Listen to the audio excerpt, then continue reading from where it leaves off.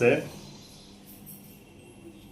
పోసాని కృష్ణమురళి గారు జనసేన పార్టీ అధినేత మా నాయకుడైనటువంటి పవన్ కళ్యాణ్ గారిని అసభ్యకరంగా మాట్లాడినటువంటి మాటలు జీర్ణించుకోలేక ఎన్నో నిద్రలేని రాత్రులు గడిపాల్సి వచ్చింది.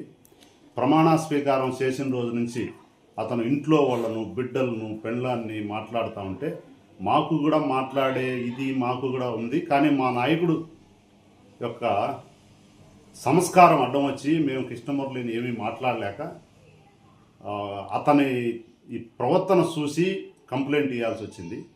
కంప్లైంట్లో అతను మాట్లాడిన మాటలు మాత్రమే కంప్లైంట్లో ఇచ్చాము.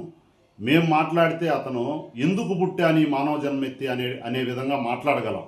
కానీ మా నాయకుడు మాకు సంస్కారం, మా పార్టీ యొక్క విధి విధానాలు, మా నాయకుడు యొక్క మంచితనం, మా నాయకుడు యొక్క మమ్మల్ని మా నాయకుడు తీసుకుపోయే దారి, ఆ విధానం, దానివల్ల మేము మాట్లాడలేకుంటే అతను మాట్లాడే అసభ్యకరమైన మాటలకు జీర్ణించుకోలేక మేము ఏమీ మాట్లాడలేని పరిస్థితి. మా నాయకుడికి భయపడి ఎన్నో మాటలు కంప్లైంట్ ఇచ్చాం. లాస్ట్ గవర్నమెంట్లో కూడా మాట్లాడాడు అతను.